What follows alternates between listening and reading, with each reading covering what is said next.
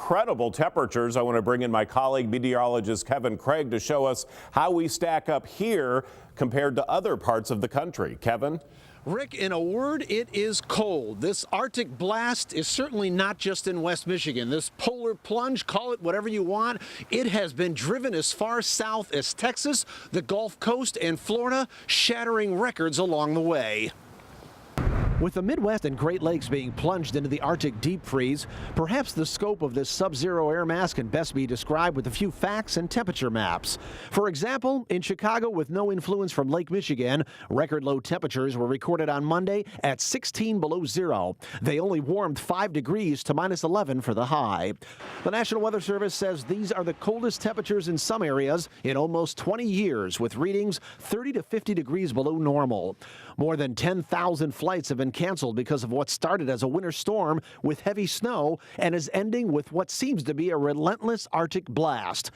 In fact, if you took all the high temperatures on Monday across the lower 48 states, added them together, then divided accordingly, the average high temperature was only 12 degrees across the entire nation. The proof really is in the numbers. Take a look at noon temperatures today, 2,800 miles to the northwest across Alaska and western Canada.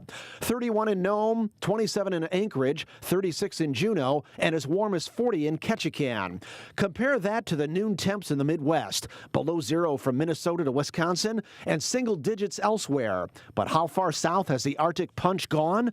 Temperatures across the lower 48 states this morning were as cold as 8 in Memphis, 6 in Atlanta, 24 in New Orleans, and 33 over 1,000 miles south in Tampa, Florida.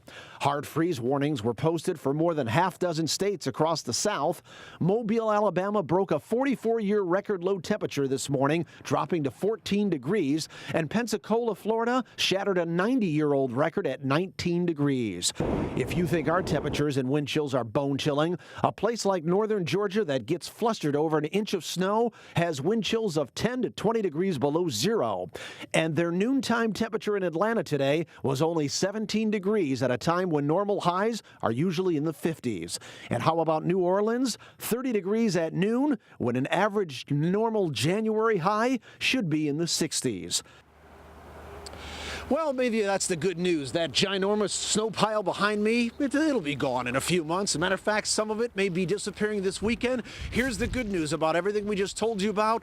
The core of these coldest winds, the core of the coldest Arctic air, as Rick has been mentioning, is going to be lifting out of here. We're going to shove it over to the northeast United States, and our temperatures by the weekend are going to skyrocket to about 35 to 40 degrees, so we may just lose a little bit of that, but we got at least one more cold night to get through until we get into tomorrow morning. That's the very latest. If you want any more information, you can always find it. We've got a story posted at fox17online.com.